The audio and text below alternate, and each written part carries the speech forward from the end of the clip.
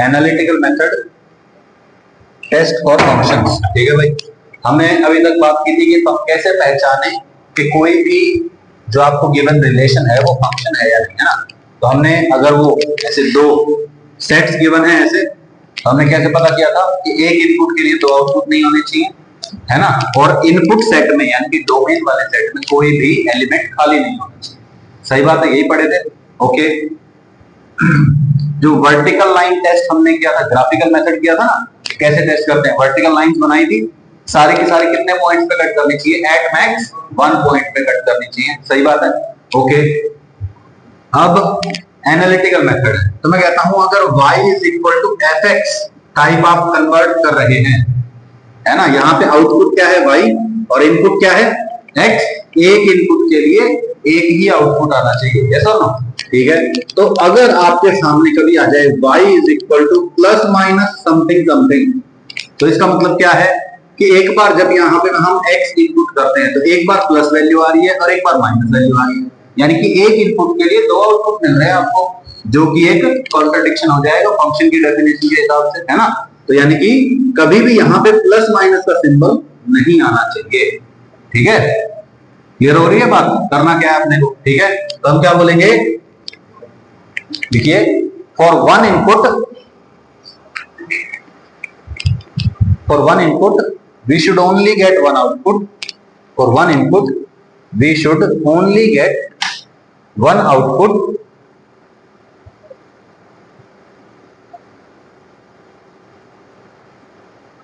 That means if we obtain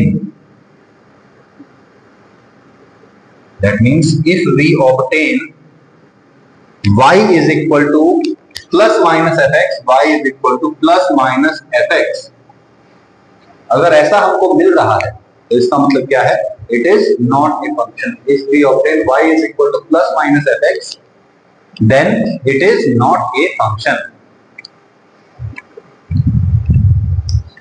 then it is not a function. Comma लगाते इधर, ये comma है, then it is not a function. ठीक है, simple बात है ना। फॉर एग्जाम्पल क्वेश्चन है, बताना है आपको whether it is a function और नॉट। तो अगर मैं आपको कह दूं y square is equal to x square, y square equal to x square, आपने को क्या लिखना है, y को लिखना है x की टर्म्स में। यहाँ पे y स्क्वायर है या y है, ये y स्क्वायर, अपने को क्या चाहिए y, तो बोलो क्या यहाँ से सॉल्व करके ये क्या जाएगा, y is equal to plus minus x, है ना। बोलो y is equal to plus minus something करके आ गया, x को मैंने 1 पुट किया, एक बार तो y 1 होता है और एक बार -1 होता है, तो एक इनपुट पे दो आउटपुट आ गए, यानी कि it is not a function. सही बात हो गई, इसी तरीके से आपको सॉल्व करना है। क्लियर हो गई बात। इससे और मुश्किल क्वेश्चन भी हो सकते हैं नो डाउट, लेकिन उसमें वही करना है अपने को, y एक तरफ रखना है और x सब कुछ एक तरफ ले जाना है और आपका आंसर आ जाएगा। सही है। फॉर एग्जांपल एक और क्वेश्चन देख लेते हैं, जैसे इक्वेशन ऑफ एलिप्स होता है ना, x square by a square plus y square by b square is equal to 1। ठीक है, बताइए क्या ये फंक्शन है, it is not a function. देखो अगर आपको इसका ग्राफ पता है, ठीक है, ग्राफ होता है इसका इस तरह का, ये इसका ग्राफ हो गया, एलिप्स होता है ना ऐसा, बोलो वर्टिकल लाइन टेस्ट किया, दो जगह कट कर गए, यानी कि ये फंक्शन नहीं है। अगर एनालिटिकल मेथड से करेंगे तो कैसे करेंगे, बोलो x square by a square को इधर लेके जाओ, क्या आ जाएगा 1 minus x square by a square, LCM ले लो, ये आ जाएगा, आ गया, इज इक्वल टू क्या है भाई, y square by b square, b square को इधर लेके जाओ, लेके जाएंगे, y square is equal to b square by a square into a square minus x square, यही बनेगा। अब बताओ वाई स्क्वायर है, स्क्वायर हटाऊंगा तो क्या लगेगा, प्लस माइनस और अंडर रूट लग जाएगा। बोलो एक बार x के लिए पॉजिटिव वैल्यू आएगी, एक बार x के लिए नेगेटिव वैल्यू आएगी। क्लियर हो गई ये बात, बिल्कुल सिंपल है। ठीक है ना, क्या रिपीट करना है इसमें से कुछ मुझे, ठीक है, ये लिखो, ठीक है। इसके बाद जो नोट्स हैं ये they are already very well optimised for you, और इसमें सब कुछ आ जाता है छोड़ के थ्योरी ऑफ इक्वेशन। तो थ्योरी ऑफ इक्वेशन आती है ना आपको, क्वाड्रेटिक में हमने पढ़ी थी, है ना, कोई भी पॉलिनोमियल है उसमें क्या आएगा, एक्स की power n plus sum of roots taken 1 at a time, फिर sum of roots taken 2 at a time, फिर 3 एट ए टाइम, ऐसे चलता रहेगा प्लस माइनस प्लस के साथ। ठीक, तो आपको ये करना है। इसके बाद हम डायरेक्ट नोट से ही पढ़ेंगे, 2-3-4 फंक्शन चाहिए, स्पेशल टाइप ऑफ फंक्शंस। ठीक है, बेसिक इनइक्वालिटी भी सॉल्व करनी आती है आपको, है ना, ग्रेटर देन लेस देन, है ना, कहाँ प्लस लगेगा कहाँ माइनस लगेगा, फिर कहाँ कहाँ पॉजिटिव फंक्शन है कहाँ कहाँ नेगेटिव, है ना, अभी थोड़े दिन पहले क्वाड्रेटिक में ही पढ़ा था हमने, है ना।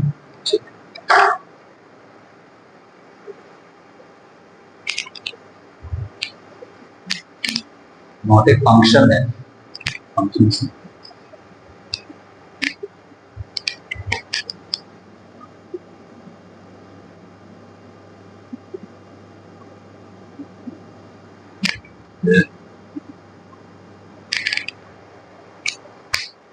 लिखिए फटाफट, लिख लिया है।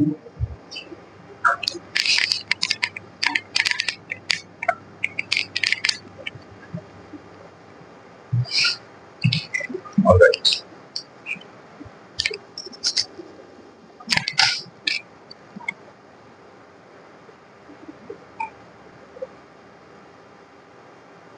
ठीक है, कुछ इंपॉर्टेंट फंक्शंस की बात करेंगे। सबसे पहले आता है पॉलिनोमियल फंक्शंस। ठीक है, इसके जो भी रिजल्ट्स हैं बिल्कुल दिल से याद होने चाहिए। जैसे आपको अपना खुद का नाम याद है, फोन नंबर याद है ना घर वालों के, ऐसे ये याद होने चाहिए। ठीक है ना, बिल्कुल एक एक रिजल्ट, पता नहीं कौन सा रिजल्ट कहाँ इस्तेमाल हो जाए। ठीक है, सब कुछ बिल्कुल एक को एक चीज याद करके चलते। सबसे पहले हम पढ़ेंगे पॉलिनोमियल फंक्शन। क्वाड्रेटिक में हमने बेसिकली पॉलिनोमियल फंक्शंस के बारे में बहुत कुछ पढ़ लिया था, है ना। जैसे हमने क्या पढ़ा था, बोलो, मैं थोड़ा सा रिवाइज करवा देता हूँ। क्वाड्रेटिक होता है ax² plus bx plus c equal to 0, इस टाइप का होता है, यस और नो। इसको और हम कैसे लिखते थे, बोलो, a into x minus alpha into x minus beta equal to 0, क्योंकि इसके रूट्स क्या है, अल्फा और बीटा है। सही है, फिर हमने इसको ओपन कर लिया था, इसको इससे कंपेयर करके देखा था, तो क्या आता है, alpha plus beta minus b by a और alpha beta equal to c by a, है ना, ये पढ़ा था हमने। और सिमिलर रिजल्ट हमने हायर डिग्री पॉलिनोमियल्स के लिए लगा दिए थे। जैसे थर्ड डिग्री के लिए लगा दिया था, है ना, फोर्थ डिग्री वाले के लिए लगा दिया था। बोलो, थर्ड डिग्री वाले के लिए क्या आया था, क्यूब वाले के लिए alpha plus beta plus gamma क्या आया था, माइनस बी बाय ए। ऐसे ही alpha beta plus beta gamma plus gamma alpha equal to C by A, और alpha beta gamma is equal to minus D by A. याद आ गया आपको, है ना। Sum of roots taken 1 at a time minus B by A होता है, sum of roots taken 2 at a time C by ए, फिर 3 एट ए टाइम, फिर 4 एट ए टाइम, फिर 5 एट ए टाइम, है ना। तो बोलिए, अगर मैं इस इक्वेशन से a कॉमन निकाल लूं तो क्या बनेगा, ये बताइए। a कॉमन निकाल लिया है मैंने, अब यहाँ पे a बाहर आ चुका है, बोलो यहाँ पे b बाय a बचेगा और यहाँ पे c बाय a। बोलो c बाय a का वैल्यू अल्फा बीटा है, तो इसकी जगह अल्फा बीटा आ सकता है। यहाँ पे ये negative of minus b by a है, minus of minus b by यानी कि प्लस b बाय a, है ना। तो बोलो इसकी जगह क्या लिख सकता हूँ मैं, अल्फा प्लस बीटा लिख सकता हूँ, है ना। कुछ याद आ रहा है, ठीक है। तो बोलो इसको मैं क्या लिख सकता हूँ, a into x square minus alpha plus beta x. बोलो ये क्या है, माइनस बी बाय ए, और फिर माइनस बाहर है तो प्लस बी बाय ए बनेगा ना, और फिर वापस से वही इक्वेशन बन जाएगी। प्लस में क्या आ गया था, बोलो अल्फा बीटा इक्वल टू 0, है ना। अब इन जनरल हमको कोई भी इक्वेशन लिखनी है, बोलो यहां पे हमेशा क्या आएगा, हाईएस्ट डिग्री टर्म है, इसके बाद वाला 1 एट ए टाइम, फिर 2 एट ए टाइम, फिर 3 एट ए टाइम, फिर 4 एट ए टाइम, ऐसे चलता रहेगा प्लस माइनस प्लस के साथ, है ना। तो बोलो मान लो 5 डिग्री का लिखना है मुझे, तो क्या आएगा, x की पावर 5 माइनस s1x की पावर 4। ये क्या हुआ, हाईएस्ट डिग्री, सेकंड हाईएस्ट के साथ क्या आएगा, sum of roots taken 1 at a time plus sum of roots taken 2 at a time minus sum of roots taken 3 at a time plus sum of roots taken 4 at a time plus, sorry minus आएगा अगले बार, minus s5 sum of roots taken 5 at a time. Basically क्या बन जाता है, product ही होता है ना, इक्वल टू 0, है ना। याद आ गया ना कुछ। तो ये वाली जो थ्योरी ऑफ इक्वेशन है ये आपको याद आनी चाहिए। अगर नहीं है याद तो रिवाइज कर लेना, नहीं पढ़ी है तो पिछले साल वाले नोट्स जो है क्वाड्रेटिक वाले उसमें से पढ़ लेंगे, और वहां भी नहीं मिल रहा है तो यूट्यूब पे ये वीडियो जा रहा है। इससे पहले वाला जो क्वाड्रेटिक का वीडियो मेरे ख्याल से 7th या 8th वाला वीडियो होगा जिसमें थ्योरी ऑफ इक्वेशन, तो वहां से पूरा का पूरा पढ़ के और आपको ये समझ लेना है। ठीक है भाई, बोलो। तो थ्योरी ऑफ इक्वेशन अब आपको आता है। अब हम इक्वेशन के हिसाब से नहीं पढ़ रहे हैं, अब हम पढ़ रहे हैं फंक्शन के हिसाब से कि देखो fx is equal to an x की power n plus an minus 1 x की power n minus 1 plus dash dash dash a1 x plus a0।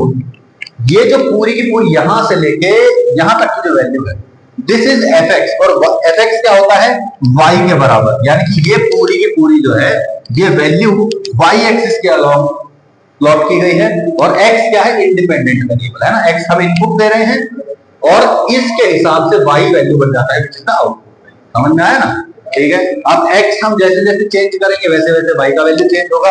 Yes और नो बोलिए। तो अगर मैं इस तरह का कुछ ग्राफ बना देता हूं तो बोलो जैसे जैसे x का वैल्यू चेंज होगा y का वैल्यू कुछ चेंज होता रहेगा। यस और नो बोलो। इससे ऊपर y का वैल्यू पॉजिटिव, नीचे नेगेटिव, इस लाइन पे 0। तो बोलो ये पॉइंट क्या हो गया, ये पॉइंट वो पॉइंट हो गया जहां पे y का वैल्यू 0 है। y का वैल्यू मतलब इस पूरे के पूरे पॉलिनोमियल का वैल्यू 0 है, यानी कि रूट है ये, है ना। रूट पे तो इसकी पूरे पॉलिनोमियल की वैल्यू क्या हो जाती है 0 होती है। तो बोलो ये और ये क्या हो गए रूट ऑफ द पॉलिनोमियल। ठीक है, या फिर जहां पे पूरे फंक्शन की वैल्यू 0 हो जाती है। समझ में नहीं आया? आया? चले आगे। ठीक है, ओके। प्लॉट करना आपको बेसिकली आता ही है। यस और नो, है ना। x का वैल्यू रखेंगे, y का वैल्यू आएगा, x, y पॉइंट बन जाएगा, पॉइंट जो है x चेंज होता रहेगा, y चेंज होता रहेगा, x, y पॉइंट जो है वो भी चेंज होता रहेगा। ठीक है, ओके। इसमें इस पोलिनोमियल फंक्शन को हम बोलते हैं n डिग्री का पोलिनोमियल। n डिग्री का कब बोलेंगे जब an का वैल्यू 0 ना हो।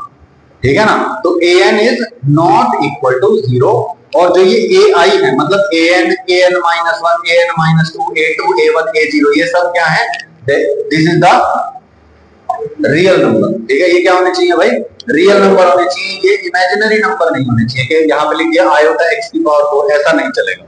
ठीक है, कॉम्प्लेक्स नंबर्स यहाँ पे नहीं चलेगी। ठीक है, ai belongs to r is n degree polynomial. ठीक है, कोई दिक्कत? अगर ये है लीडिंग कोएफिशिएंट 0 नहीं है और सारे के सारे कोएफिशिएंट क्या है रियल है, then this expression is a polynomial of n degree. समझ में आया? ठीक है। डोमेन क्या होगा इसका? डोमेन मतलब क्या होता है, वैलिड इनपुट्स। हम जो इनपुट दे सकते हैं इसमें, मुझे बताओ क्या यहाँ पे कोई भी ऐसा x का वैल्यू है जिसके लिए ये पूरा का पूरा नॉट डिफाइंड बन जाए? ऐसा कुछ है ही। नॉट डिफाइंड कहां बनता है, जब डिनोमिनेटर में 0 बन जाए। किसी स्पेशल फंक्शन में उल्टा सीधा इनपुट डाल दें हम, है ना, या फिर कोई कॉम्प्लेक्स नंबर का इनपुट डाल दें। कॉम्प्लेक्स नंबर हम इनपुट डाल ही नहीं सकते, है ना। बोलो सारे कोएफिशिएंट्स क्या हैं, रियल है। x का वैल्यू हम डालेंगे वो भी रियल होगा, तो ये पूरा का पूरा जो वैल्यू आएगा वो भी क्या होगा, रियल, है ना। तो it is a real valued function. Real valued function की बात करते हैं। ओके, अब डोमेन क्या होगा, x बिलोंग्स टू r, यानी कि x कोई भी रियल नंबर हो सकता है। कोई भी इनपुट इसके अंदर डाल दो, कोई दिक्कत ही नहीं है, कुछ डालते रहो। ठीक है, 1 डालो, 2 डालो, 10,000 डालो, 5,000 डालो, 5 करोड़ डालो, माइनस 5 करोड़ डालो, कोई दिक्कत नहीं। एक फिक्स वैल्यू आएगी आउटपुट की, है ना। ठीक है, रेंज क्या होगा? अब रेंज की बात करते हैं। अब मुझे बताइए y is equal to x square. Range का मतलब पता है ना, सेट ऑफ आउटपुट वैल्यू, जो आउटपुट वैल्यू हमारे पास आ रही है।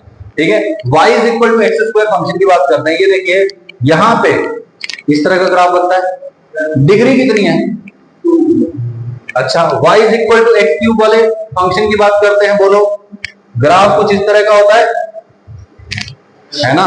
यहीं से याद कर लो कि जब भी पॉलिनोमियल फंक्शन, पॉलिनोमियल है, ये भी पॉलिनोमियल है, पॉलिनोमियल फंक्शन की रेंज अगर इवन डिग्री है तो रियल, ऑल रियल नंबर्स कभी नहीं हो सकते, बोलो। लेकिन अगर ऑड डिग्री है तो जरूर ऑल रियल नंबर्स उसकी रेंज हो जाएगी। कैसे हो जाएगी, रियल नंबर्स रेंज, रेंज मतलब आउटपुट, आउटपुट मतलब y। तो y एक्सिस में देखो ना, ये ग्राफ माइनस इंफिनिटी से लेके प्लस इंफिनिटी तक जा रहा है। सारे रियल नंबर कवर हो गए ना y डायरेक्शन में, बोलो भाई। क्या यहाँ पे सारे रियल नंबर कवर हो गए वाई डायरेक्शन में? नहीं, सिर्फ कहां से कहां तक, 0 से इंफिनिटी तक। तो इसका रेंज क्या हो गया, 0 टू इंफिनिटी। इसका रेंज रियल नंबर्स बोलते हैं सीधा, है ना, range is all real numbers. Okay, ठीक है। तो for odd degree polynomial range is all real numbers, ठीक है। ऑड डिग्री पॉलिनोमियल के लिए रेंज क्या होती है, रियल नंबर्स होती है। For even degree polynomial range is never all real numbers, आर कभी नहीं होगी, है ना, ठीक है। वो प्लस इंफिनिटी से आएगा वापस प्लस इंफिनिटी चला जाएगा, या माइनस इंफिनिटी से आकर माइनस इंफिनिटी चला जाएगा, ठीक है। कभी भी all real numbers even degree वाले की रेंज नहीं होगी। बिल्कुल यही बेसिक एग्जांपल इसी से याद रख लेंगे, है ना। ऑड डिग्री है all real numbers, even degree है तो ऑल रियल नंबर्स कभी नहीं होगा, ठीक है, ठीक है ना। Prove that range of cubic is all real numbers, ठीक है भाई। प्रूव करो कि एक क्यूबिक पॉलिनोमियल है, उसकी रेंज जो है ऑल रियल नंबर्स होगी, ये आपको प्रूव करना है, ठीक है। तो फंक्शन मान लिया मैंने, क्या मान लिया, ax cube plus bx square plus cx plus d। इसमें मैंने मान लिया कि a का वैल्यू क्या है, पॉजिटिव, ठीक है, a इज ग्रेटर देन 0। तो बोलो कि मैंने यहां से क्या किया है, बोलो x क्यूब कॉमन निकाल लिया पूरे में से जबरदस्ती, ठीक है। बोलो यहां से x क्यूब निकलेगा, a बचेगा, यहां से x क्यूब निकलेगा तो b बाई x बचेगा, c बाई x स्क्वायर और d बाई x क्यूब बचेगा, ठीक है। अब बताइए at x tending to infinity, x tend to infinity मतलब x एक बहुत बड़ा पॉजिटिव नंबर है, ठीक है। बोलो x का वैल्यू बहुत बड़ा पॉजिटिव हो गया, तो बोलो यहां डिनोमिनेटर में क्या आएगा, डिनोमिनेटर में एक बहुत बड़ा नंबर आ जाएगा, यहां भी क्या बनेगा, ये 0 बन जाएगा, लगभग 0 हो जाएगी ना वैल्यू। सोच के देखो, ये d मान लिया 10 है, ठीक है।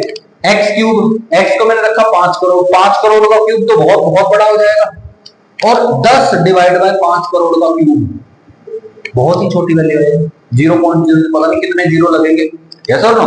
तो ये ऑलमोस्ट 0 है, ये भी ऑलमोस्ट 0 है, ये भी ऑलमोस्ट 0 है। डिनोमिनेटर में बड़ा होगा कोई नंबर तो क्या जाएगा, 0। बोलो क्या बचेगा, a x क्यूब बचेगा, लगभग, है ना। x बहुत बड़ा है तो a इंटू एक्स क्यूब भी बहुत बड़ा होगा, यानी कि जो फंक्शन है x जब इंफिनिटी जाता है तो फंक्शन भी प्लस इंफिनिटी वैल्यू की तरफ चला जाता है, यस और नो, ठीक है। और अगर मैं x को यहाँ पे क्या करूं, माइनस इंफिनिटी पुट कर दूं, मतलब बहुत ही बड़ा नेगेटिव नंबर, है ना, बहुत बड़ा नेगेटिव, मैग्नीट्यूड भी बड़ा है, साइन भी नेगेटिव है, माइनस इंफिनिटी है, तो बोलिए ये फिर से 0। अब आप कहोगे सर यहाँ माइनस आ गया तो क्या फर्क पड़ेगा, भाई माइनस 0.0000 समथिंग, 0 ही तो है वो, उसको ऐड करो चाहे सब्ट्रैक्ट करो, प्लस माइनस से कोई फर्क ही नहीं पड़ेगा, तो ये तीनों 0 बन जाएंगे, क्या बचेगा, a x क्यूब। अब बताओ -5 करोड़ का होल क्यूब कर रहा हूं मैं, है ना। बोलो माइनस का क्यूब मतलब माइनस इंटू माइनस ओवरऑल क्या आएगा, नेगेटिव आएगा, तो बोलो फंक्शन का वैल्यू कहां चला जाएगा, माइनस इंफिनिटी, यानी कि वो भी बहुत छोटा, मतलब बहुत बड़ा नेगेटिव नंबर हो जाएगा, सही है ना। तो बोलो कहां से कहां तक गया, माइनस इंफिनिटी से प्लस इंफिनिटी तक फंक्शन का वैल्यू चला गया, यानी कि it is always range is equal to real numbers, ठीक है भाई। ओके, अब ये नए रिजल्ट देखते हैं। Similarly result can be proved for even degree polynomial. Even degree polynomial में क्या आएगा, एक्स स्क्वायर हो रहा है फॉर एग्जांपल, है ना, तो प्लस इंफिनिटी डालोगे तो भी बहुत बड़ा नंबर, पॉजिटिव नंबर आएगा, माइनस इंफिनिटी डालोगे उसका स्क्वायर होगा, यानी कि माइनस माइनस प्लस हो जाएगा, तो वहां पे भी क्या आएगा, बहुत बड़ा पॉजिटिव नंबर, यानी कि फंक्शन की वैल्यू क्या आएगी, पॉजिटिव। तो पॉजिटिव था, पॉजिटिव रहेगा, बीच में कहीं कम हो रहा होगा।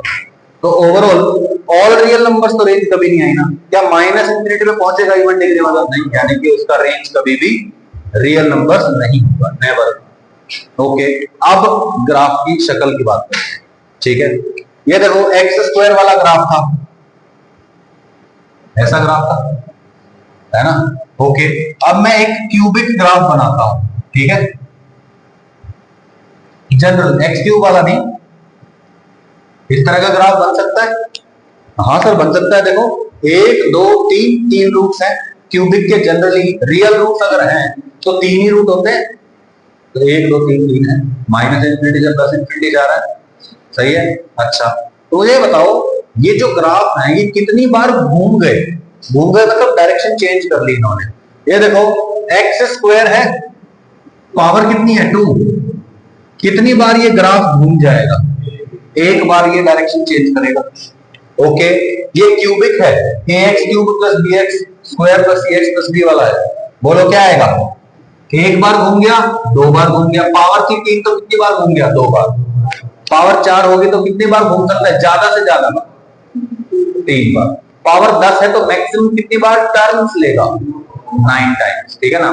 तो maximum number of possible turns in graph by n degree polynomial is n-1, ठीक है भाई, n-1 टर्न्स ले सकता है वो, सही है भाई। Okay, second, fx is equal to ax is odd linear polynomial. कहीं आप सोचो कि सर ये तो कुछ पता नहीं क्या है, इसको क्या बोलते हैं, ऑड लीनियर पॉलिनोमियल। इसकी डिग्री क्या है, ऑड। ये फंक्शन भी ऑड है, ठीक है, और ये लीनियर है, और ये पॉलिनोमियल बोला जाएगा। कहीं आप सोचो कि ये पॉलिनोमियल नहीं, ठीक है। ओके, यहां देखते हैं। अब फंक्शन की अलग अलग पॉइंट्स पे अलग अलग वैल्यू आती है ना, यस और नो, ठीक है। तो मैंने 2 पॉइंट सिलेक्ट कर लिए, एक पॉइंट है x इक्वल टू a और दूसरा वाला हो जाएगा x equal to b। x equal to a पे बोलो फंक्शन क्या था, fx, यानी कि अगर इनपुट x है तो फंक्शन है fx, अगर इनपुट है a तो फंक्शन क्या बन जाएगा, f ऑफ a, और फंक्शन में इनपुट है b तो फंक्शन क्या बन जाएगा, f ऑफ b, सही है। तो अगर आपको fa या fb लिखा मिल जाए या जैसे f3 लिखा मिल जाए, इसका क्या मतलब है, x इक्वल टू 3 पे फंक्शन का वैल्यू क्या है, ये क्या है, b पे फंक्शन का वैल्यू, a पे फंक्शन का वैल्यू। f ऑफ 0 मतलब जब इनपुट 0 है तो फंक्शन का वैल्यू क्या है, ठीक है ना। और ऑब्वियसली 0, 3, a, b ये सब क्या है, वैलिड इनपुट है फंक्शन के लिए। ये मत सोचना कि सर हो सकता है कि 0 जो है वैलिड इनपुट ना हो, fx इक्वल टू 1/x वाला फंक्शन मान लिया मैंने। ये बताओ क्या यहाँ पे x को 0 पुट कर सकता हूं, कर ही नहीं सकता। तो इस केस में f ऑफ 0 निकलेगा ही नहीं, सही है। ये जब लिखा गया है ये वाली चीजें, तो तब ये मान के लिखा गया कि a, b, 3, 0 या जो भी पॉइंट है फंक्शन के अंदर, that is a valid input, ठीक है भाई। Okay, if f of a and f of b are opposite in sign, function की a पे वैल्यू और फंक्शन की b पे वैल्यू कैसी हैं, ऑपोजिट इन साइन, एक प्लस है एक माइनस है, या फिर एक माइनस है एक प्लस है, सही है। तो मैं क्या करता हूं, मैं आपके लिए बनाता हूं, ये एक्स एक्सिस हो गया, फंक्शन की a पे वैल्यू ये है, फंक्शन की b पे वैल्यू ये है, सही है। फंक्शन यहां से यहां जाना चाहता है, भेज दो। कितने रूट्स है फंक्शन के बीच में, एक रूट दिख रहा है, सही है। ओके, हो सकता है कि वो जो फंक्शन है वो कुछ इस तरीके से यहां तक पहुंचा हो।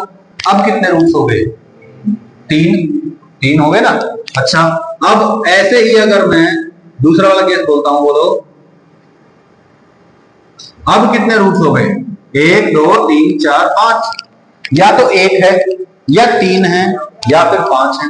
तो अगर फंक्शन की एक पॉइंट पे वैल्यू और दूसरे पॉइंट पे वैल्यू क्या है, ऑपोजिट इन साइन, ऐसे ही पॉजिटिव और नेगेटिव के लिए हो जाएगा ना, ठीक है। तो अगर ऑपोजिट इन साइन है तो a से b के बीच में ऑड नंबर ऑफ रूट्स होंगे। कितने रूट्स होंगे भाई, ऑड नंबर ऑफ रूट्स, ठीक है। Okay, if fa and fb are opposite in sign, then fx equal to 0 has at least one root, कम से कम एक रूट होगा। बोलो भाई, यहां पे नेगेटिव है यहां पे पॉजिटिव है, तो कम से कम एक रूट तो होगा ही होगा ना, तभी तो यहां से वहां जाएगा function. Okay, in the interval a to b, a से b के बीच में कितने रूट्स होंगे, कम से कम एक होगा। In fact, number of roots in this interval will be odd. यहाँ a से लेके b तक जो number of roots होंगे that will be odd. या तो 1 होगा या 3 या 5 या 7 या 9 या 11, ऐसे चलता है। सही है भाई, क्लियर हो गई बात। ओके, अगला पॉइंट देखिए, if fa and fb are of same sign, अगर fa और fb सेम साइन के हुए, ये हो गया आपका एक्स एक्सिस, ये हो गया आपका पॉइंट है, यहाँ पे पॉजिटिव वैल्यू है, यहाँ पे भी सेम साइन की वैल्यू मतलब पॉजिटिव है ना। अब बहुत सारी पॉसिबिलिटी है, हो सकता है फंक्शन ऐसे जा रहा हो सकता है फंक्शन ऐसे भी जा रहा हो, ऐसे भी जा सकता है है ना। तो बोलो इस केस में कितने रूट्स हैं? 0 रूट्स, मतलब जहां पे भाई एक्स एक्स स्क्वायर कर रहा है, यहां पे, यहां पे, यहां पे 4, है ना। तो बोलो इन दिस केस ए और बी दोनों पे फंक्शन का वैल्यू पॉजिटिव है, तो how many roots will be there? Even number of roots will be there. 0 is also even, या तो 2 होंगे या 4 होंगे या 6 होंगे, है कि नहीं। तो इवन नंबर ऑफ रूट्स होंगे। समझ में नहीं आया? आ गया? पक्की बात है देवांशु? तो 0 रूट्स हो गए, 0 रूट्स मतलब इवन नंबर हो, 0 इज इवन, ठीक है भाई, ओके। अब क्वेश्चन किस तरीके से पूछेगा आपसे? आपको एक पॉलिनोमियल फंक्शन दे देगा, ठीक है भाई।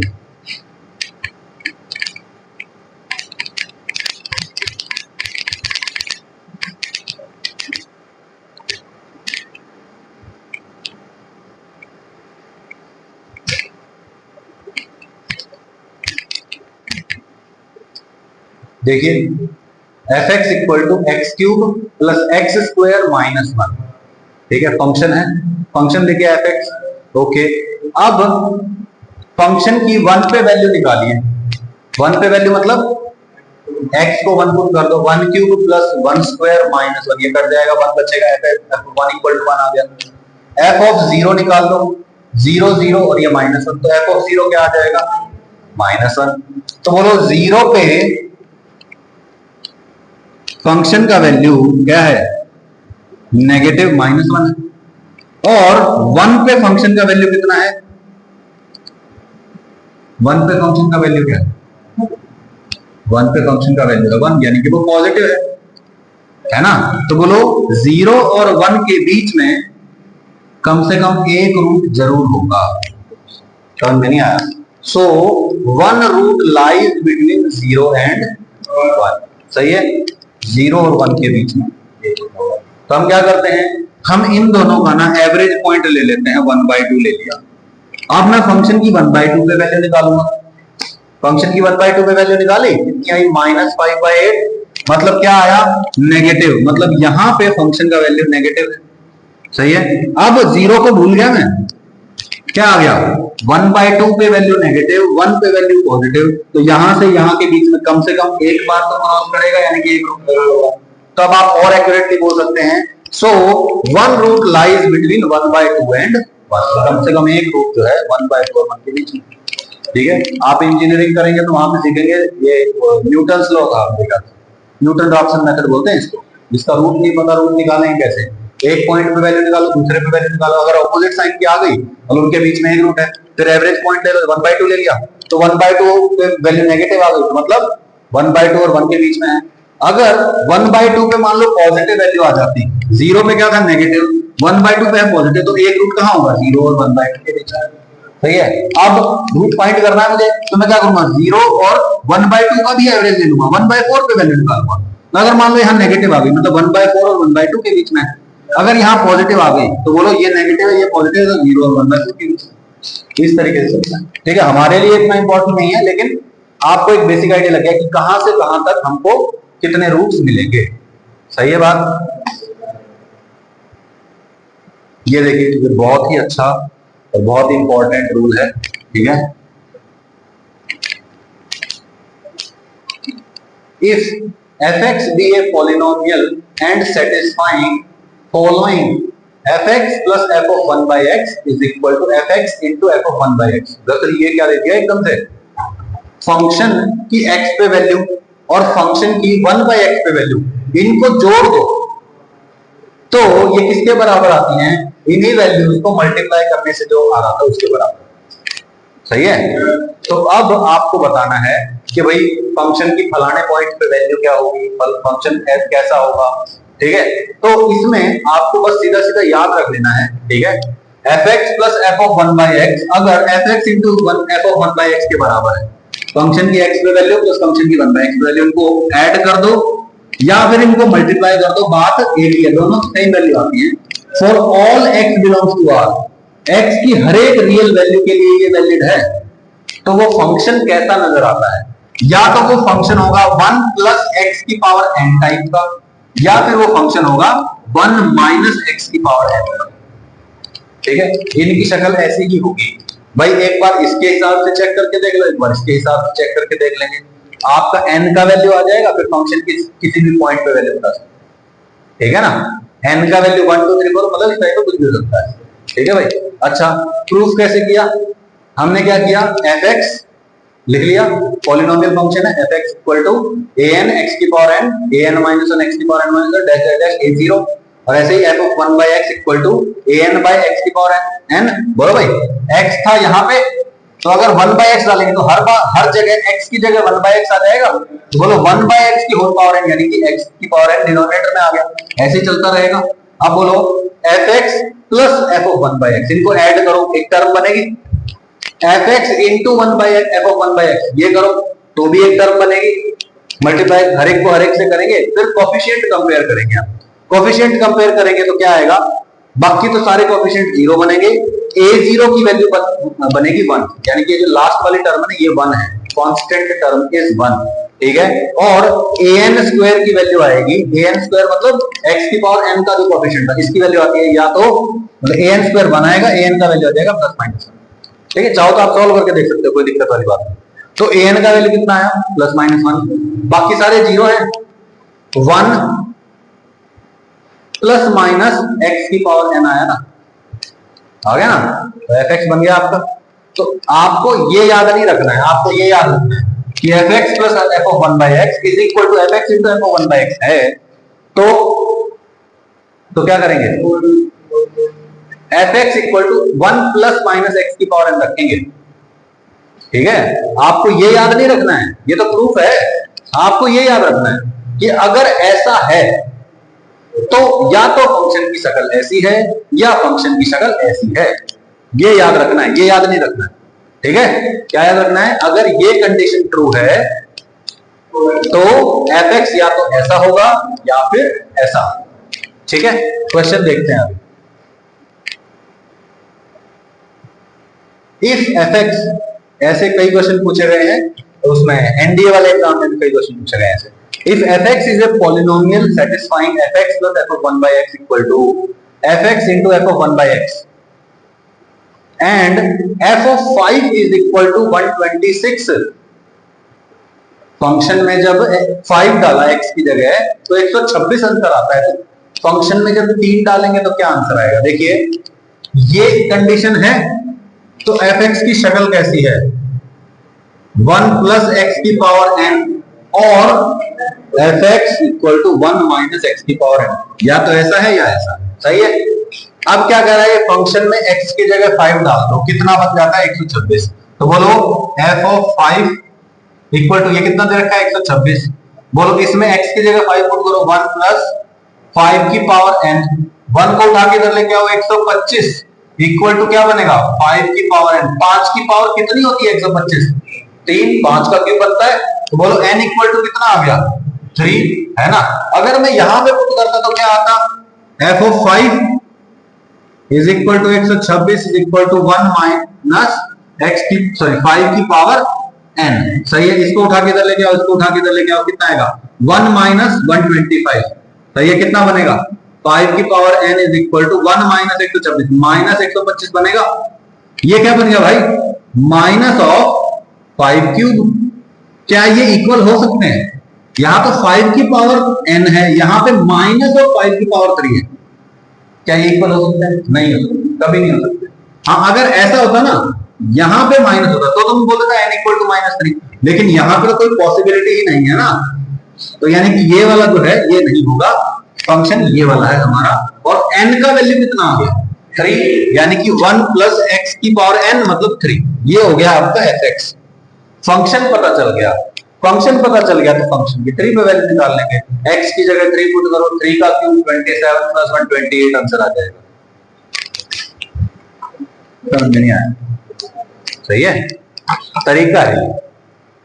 तो जब भी ऐसा मिलेगा तो ऐसा होगा, आगे चल के इस तरह की और भी कंडीशंस बनेंगी, ठीक है, कि भाई ऐसा है तो ये वाली चीज इसके बराबर हो रही है, मल्टीप्लाई के बराबर हो रहा है, डिवाइड के बराबर हो रहा है ना, एडिशन मल्टीप्लिकेशन के बराबर है, आगे चल के डिवीजन किसी और चीज के बराबर दे दे, इस तरह के कोई भी रिलेशन दे दे तो आपको डायरेक्टली फंक्शन का टाइप बता दिया जाएगा।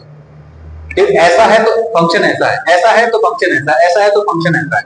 सीधा फंक्शन को कंपेयर करके देखो, वैल्यू पुट करके देखो, एक अननोन चीज पता चल जाएगी आपको, वैल्यू पुट करो अंदर। जैसे यहाँ पे n का वैल्यू पता चल गया, अननोन था ना वो, पता क्या फंक्शन की वैल्यू 3 पे फाइंड आउट करके 3 पुट के आंसर आ गया।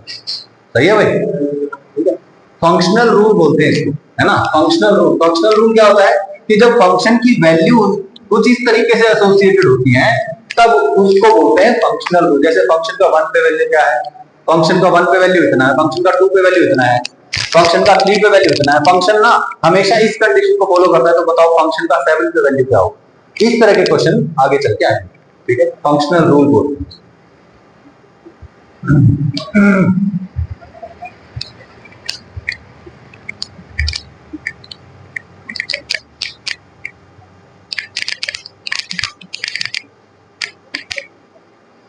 अलजेब्रिक फंक्शन क्या होते हैं, देखिए functions consisting of any algebraic operation such as addition, multiplication, division, subtraction, square root, etc. are algebraic functions। क्या बोला, वो functions जिसमें कोई भी इस तरह का ऑपरेशन हो रहा है ना, उसको क्या बोलते हैं, algebraic function। ठीक है, जैसे ठीक है डिवीजन हो गया ना 1 का इससे, ठीक है। मॉडुलस ऑफ एक्स, ये हालांकि एक स्पेशल टाइप का फंक्शन है, लेकिन इसको भी हम अलजेब्रिक बोल सकते हैं। एक्स स्क्वायर का रूट बोल देते हैं इसको, अंडर रूट एक्स स्क्वायर, तो हमेशा एक्स वैल्यू निकाल देता है, पॉजिटिव वैल्यू ऑफ एक्स। ठीक है, 2x + 3/x - 1 बोलो, ये भी क्या है, अलजेब्रिक फंक्शन है। डिवीजन हो रहा है दो पॉलिनोमियल्स का, कोई दिक्कत, ठीक है भाई। याद रहेगी बात कि अलजेब्रिक कौन से होते हैं, ठीक है। रैशनल फंक्शंस कौन से होते हैं, जिसमें एक पॉलिनोमियल डिवाइड बाय दूसरा पॉलिनोमियल होता है। एक पॉलिनोमियल डिवाइड बाय दूसरा पॉलिनोमियल क्या कहलाएगा, रैशनल फंक्शन। जैसे रैशनल नंबर होते हैं p/q फॉर्म के, डिनोमिनेटर 0 नहीं होना चाहिए, तो रैशनल फंक्शन क्या हो जाएंगे, one function by another function, polynomial function by polynomial function, denominator 0 नहीं होना चाहिए। मतलब px/qx है, where px and qx are polynomials and denominator वाला qx is not 0, ये 0 नहीं होना चाहिए, ठीक है।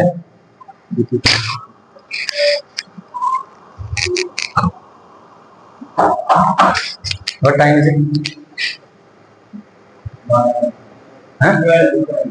12 हो गए,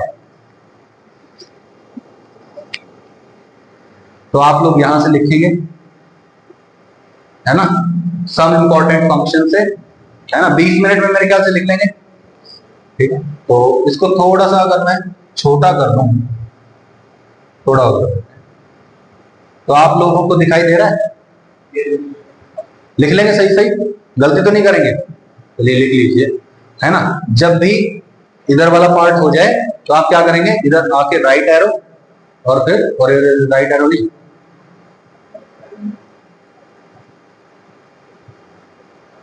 होगा, फिर जस्ट अपर एरो दबा देंगे आप, ठीक है, ठीक है ना। ये नीचे वाला है ना, इसके बाद आके अपर एरो अप वाला दबा देंगे, ठीक है। और आप क्या, ये फिर यहां से लिख के डाउन एरो, ये हो जाएगा जब, तो स्पेस दबा देना, अगले पेज पे चले जाओ, ठीक है। क्लियर है बात, ठीक है, लिख लीजिए एक बार, ठीक है। आज के लिए हम इतना ही करेंगे, आप नोट्स बनाइए।